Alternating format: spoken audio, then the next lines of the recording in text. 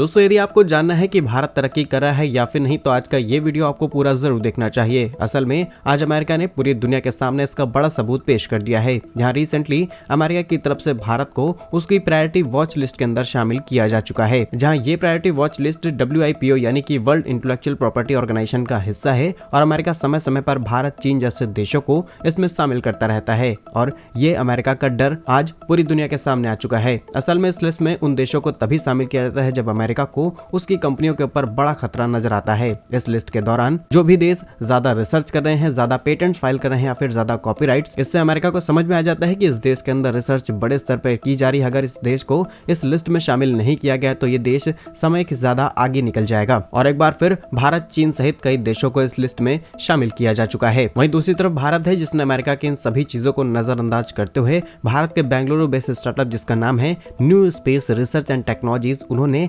Next generation weapon system को तैयार कर लिया है। ये एक ऐसा वेपन सिस्टम है जो दिखने में आपको बिल्कुल ड्रोन जैसा दिखेगा, लेकिन ये ड्रोन से कई गुना ज्यादा आधुनिक और ताकतवर है। और अब यही भारतीय स्टार्टअप भारत की सबसे बड़ी डिफेंस PSU यानी कि हिंदुस्तान एरोनॉटिक्स लिमिटेड के साथ मिलकर के इसके प्रोडक्शन पर काम शुरू कर चुका है। यानी कि भारतीय वायुसेना की ताकत कई गुना ज्यादा बढ़ जाएगी और भारत के नए नए स्टार्टअप इसी तरीके के पेटेंट फाइल करते हुए अमेरिका जैसे देशों की टेंशन बढ़ा रहे हैं। फिलहाल ये पूरा प्रोजेक्ट क्या है छोटे से वीडियो में आसान भाषा में समझाते हैं। बस हमें सपोर्ट करने के लिए इस वीडियो को छोटा सा लाइक और चैनल को सब्सक्राइब जरूर कीजिएगा। दोस्तों असल में new space research and HL के द्वारा जिस प्रोजेक्ट पर काम शुरू किया गया है उसका नाम है अल्फा एस ड्रोन। इसकी विशेषताएं ये है कि ये एक ड्रोन के जैसे दिखने वाली तकनीक है, लेकिन ये काफी बड़ी मशीन है। इसमें बहुत सारे छोटे छोटे ड्रोन्स को अंदर फिट किया जाता है और इस बड़ी मशीन को किसी भी फाइटर जेट एयरक्राफ्ट से ले जा करके कहीं पर भी लॉन्च किया जा सकता है, जिस तरीके से मिसाइल्स लॉन्च की जाती हैं।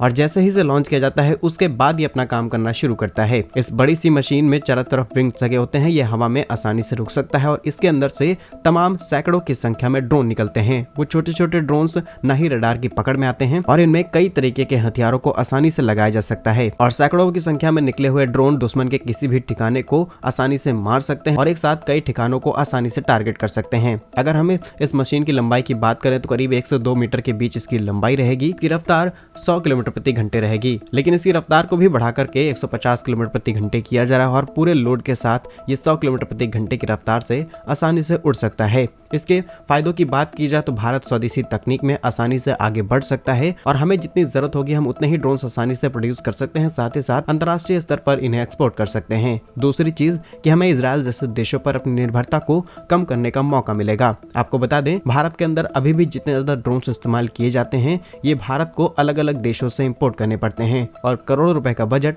हम सिर्फ इन ड्रोन को इंपोर्ट कराने में खर्च कर देते हैं। लेकिन इस नए पार्टनरशिप की मदद से भारत के अंदर आधुनिक से आधुनिक ड्रोन तैयार किए जा रहे हैं जो भारतीय वायुसेना की ताकत कई गुना ज्यादा बढ़ाएंगे और आत्मनिर्भर भारत की दिशा में ये एक बड़ा कदम माना जा रहा है। और भारत किस तरीके से तरक्की करा है, अमेरिका की तरफ से जारी की गई प्रायोरिटी वॉच लिस्ट में आप भारत का नाम देख सकते हैं। भारत की इस तरक्की के लिए कमेंट बॉक्स में जय हिंद जरूर लिखिएगा। भारत के ऐसे ही यूजफुल एंड इन्फॉर्मेटिव वीडियोस पाने के लिए वीडियो को लाइक और चैनल को सब्सक्राइब जरूर कीजिए। वंदे मातरम, भारत माता की जय।